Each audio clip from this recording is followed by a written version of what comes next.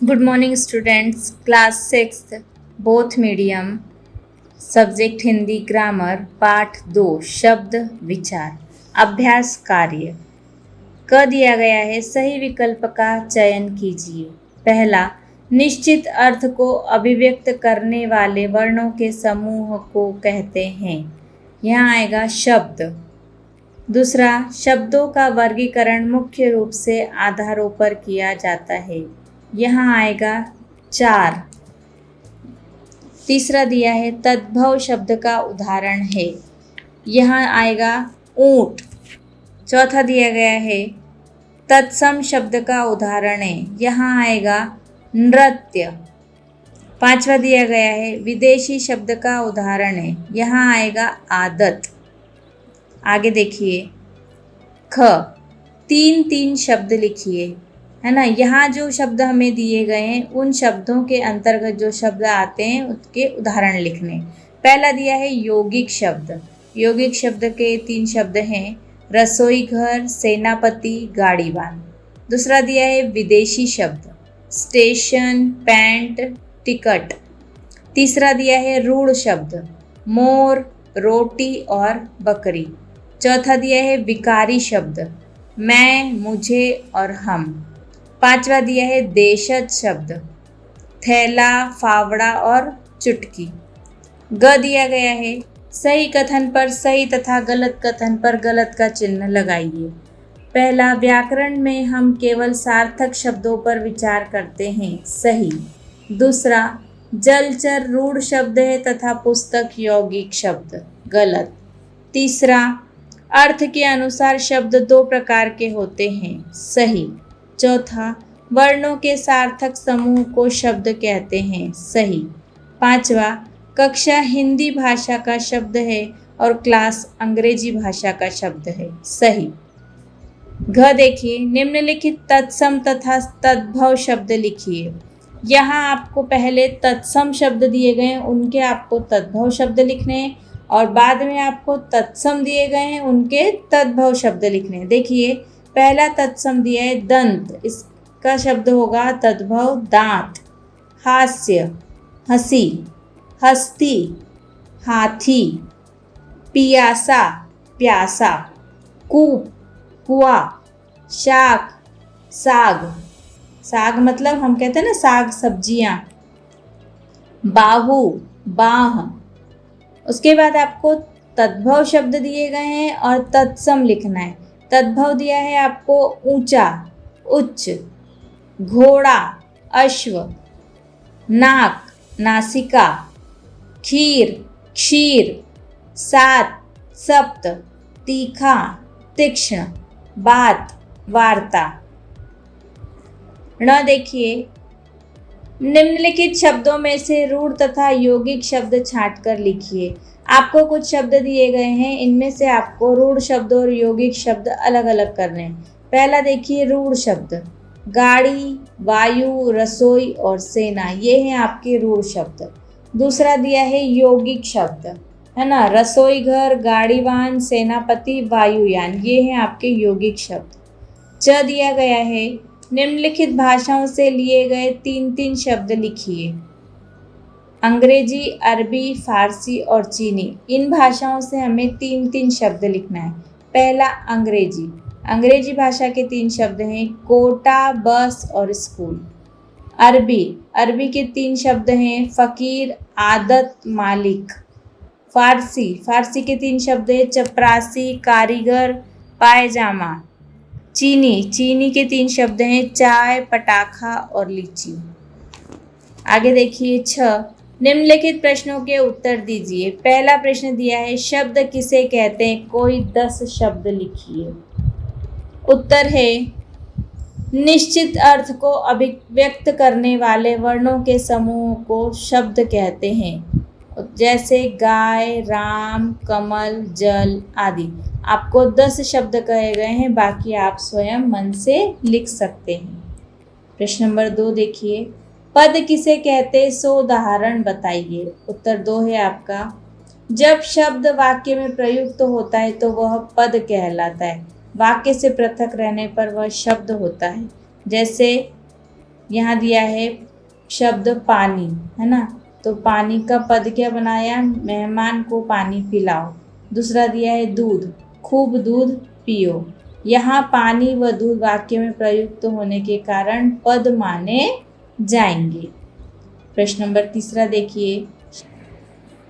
तीसरा प्रश्न आपको दिया गया है, शब्दों के वर्गीकरण के कौन कौन से आधार हैं।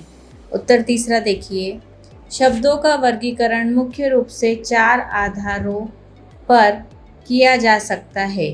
पहला अर्थ के आधार पर, दूसरा उत्पत्ति जन्म के आधार पर शब्दों का वर्गीकरण, तीसरा रचना के आधार पर शब्दों का वर्गीकरण और चौथा प्रयोग के आधार पर शब्दों का वर्गीकरण। 4 आधारों पर शब्दों का वर्गीकरण किया जा सकता है। प्रश्न नंबर चौथा देखिए, सार्थक शब्द कितने प्रकार के होते हैं, उनके नाम बताइए। उत्तर 4 है। सार्थक शब्द 4 प्रकार के होते हैं। पहला पर्यायवाची शब्द, दूसरा एकार्थी शब्द, तीसरा अनेकार्थी शब्द और चौथा विलोम शब्द। प्रश्न नंबर 5वां दिया गया है आपको, विकारी शब्दों से आप क्या समझते हैं, कौन कौन से शब्द विकारी शब्द होते हैं। उत्तर 5 है। विकारी शब्द, विकार का अर्थ है परिवर्तन या बदलाव। वाक्य में प्रयोग करते समय जिन शब्दों में वचन और कारक आदि के अनुसार परिवर्तन हो जाता है वे विकारी शब्द कहलाते हैं। विकारी शब्द 4 प्रकार के होते हैं। पहला संज्ञा, दूसरा सर्वनाम, तीसरा विशेषण और चौथा क्रिया। आप लोगों ने पूर्ववत कक्षाओं में पढ़े होंगे संज्ञा, सर्वनाम, विशेषण सभी। आगे दूसरा दिया है इसमें अविकारी शब्द, है ना, ये जो है प्रयोग के आधार पर इसके 2 भेद होते हैं शब्दों के वर्गीकरण के, विकारी शब्द और अविकारी शब्द। तो हमसे केवल क्या पूछा गया है, विकारी शब्द। आगे देखिए प्रश्न नंबर 6, रचना के आधार पर शब्दों के भेद बताइए। प्रश्न नंबर 6 है, रचना के आधार पर शब्दों के 3 भेद माने जाते हैं। पहला रूढ़ शब्द, दूसरा यौगिक शब्द और तीसरा योग रूढ़ शब्द। क्या होता है, पहला शब्द रूढ़ शब्द, दूसरा यौगिक शब्द और तीसरा योग रूढ़ शब्द। आगे देखिए प्रश्न नंबर 7वां।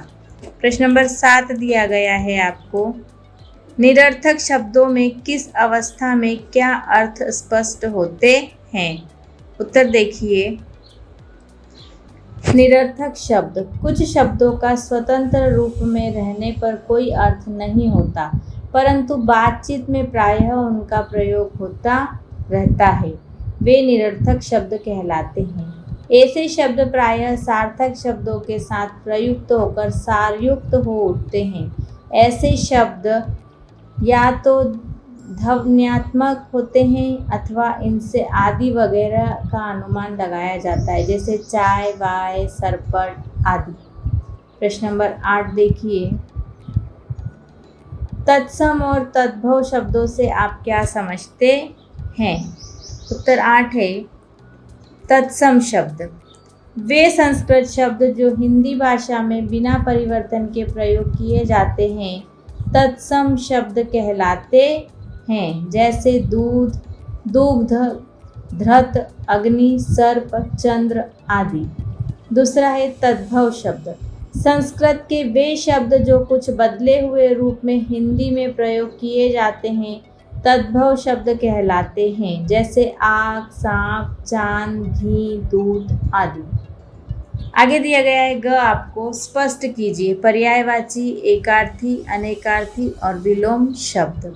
आपकी ग्रामर की जो पुस्तक है, ग्रामर की जो किताब है, उसके पेज नंबर 9 से ये सभी की परिभाषाएं आप लिखेंगे।